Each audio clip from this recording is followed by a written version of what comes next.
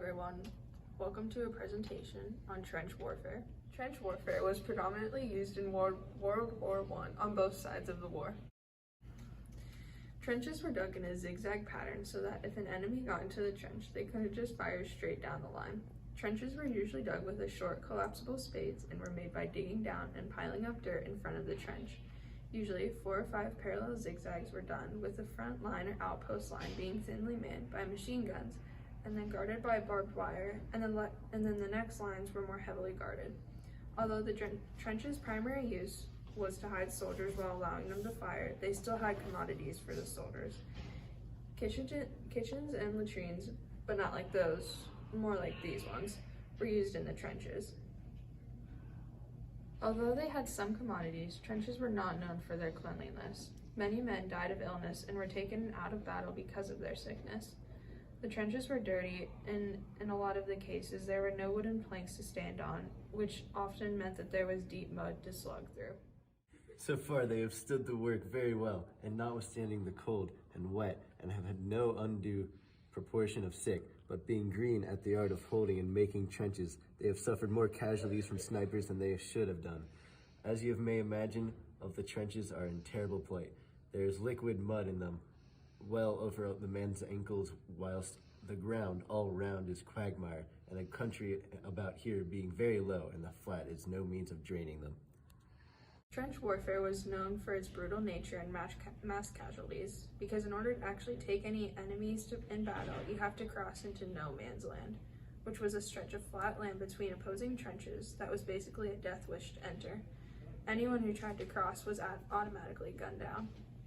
Since both sides of the battle were extremely defensive, almost all battles involving trench warfare were stalemates.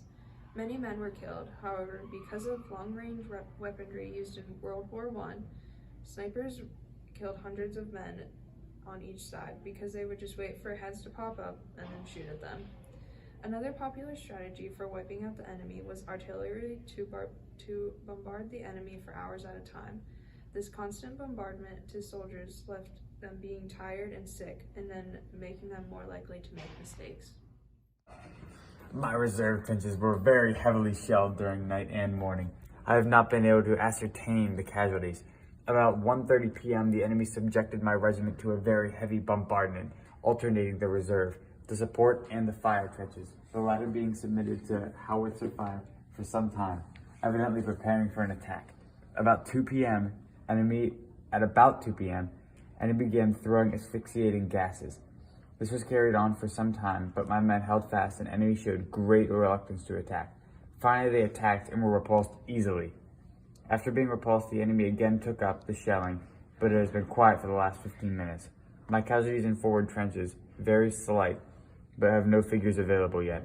The 13th, I understand, are falling back on our left and digging themselves in. We'll help them in all possible ways. Men and officers have behaved splendidly, having been unable to ration last night, and instructed men to consume iron rations. I will ration tonight for 2 days and would ask that iron rations be supplied immediately to replace our consumed ones. As you can see, on top of constant artillery fire, there were also asphyxiating gases thrown into enemy trenches. These gases aimed to choke out the enemies and cause them to fall unconscious or just die, which allowed an easy attack on unguarded trenches. The main gases used in World War I were chlorine gas, phosgene gas, and mustard gas. Chlorine gas and phosgene gas would both irritate the lungs of the soldiers, although phosgene gas would take days to set into attack. As a result, the soldiers wore gas masks throughout their days in the trenches. Mustard gas, however, was a vescent, meaning it could get through clothes of soldiers and lethally burn their skin. An estimated 90,000 men were killed by these chemical weapons alone throughout World War I. In the grand scheme of things, trench warfare was two things: slow and deadly. Both sides would experience mass casualties throughout the battle, but would have enough reinforcements that no side would ever win. Also, no man's land was almost impossible to cross with so many troops, so any offensive attack would be repressed easily. Constant artillery fire, diseases, and chemical weapons led to one of the most deadliest wars in history, with a total estimate of around 22 million deaths. The mass death toll and eventually ability of tanks to cross no man's land It basically made the trench warfare ineffective and a not good option because machine guns couldn't penetrate the tanks, and this then led to the end of trench warfare in World War I. Many soldiers experienced PTSD after the war from the conditions and events that they suffered through. This included constant bombardment from gunfire and being close to people for long periods of time. They were exposed to more diseases because of this close exposure to people and the rodents that lived in the trenches. This was also due to the general dirtiness of the trenches. This PTSD affected veterans for the rest of their lives. All in all, trench warfare was an ineffective war strategy. This resulted in many stalemates while also exhausting soldiers and their resources. Thanks for watching.